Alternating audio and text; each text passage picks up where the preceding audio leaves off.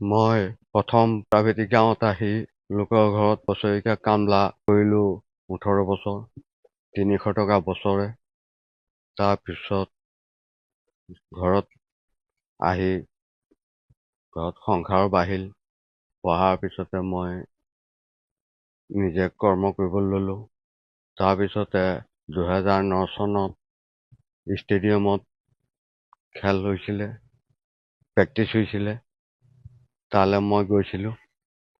আমাৰ পুথুৰীয়া মাননীয় যোগেন শইকীয়া ছাৰে মোক মাতিলে, কৈছে তুমি মোৰ ওচৰলৈ আহা। তেওঁ ক'লে তুমি আমাক খেলখনত যোগ কৰা। মই তেতিয়া ক'লোঁ, ছাৰ মই কি খেলিব পাৰিম? ক'লে তুমি যি জানা। ক'লে ছাৰ মই দৌৰিব পাৰিম। যোগেন শইকীয়া ছাৰে কৈছে এইটোতো ভাল 1 নম্বৰ খেলুৱৈ দৌৰাটো হ'ব। তেতিয়া পৰাই মই খেলখনত সোমালোঁ। সোমোৱাৰ পিছত কলিয়াবৰত যেতিয়া খেল হ'ল, মই 4 নম্বৰত মেকআপ কৰিলোঁ।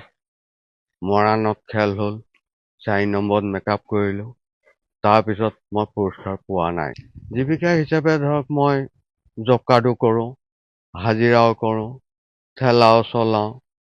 লোকৰ মাটিও 2-4 বিঘা মাটি আধি বন্ধোৱা খেতিও কৰোঁ।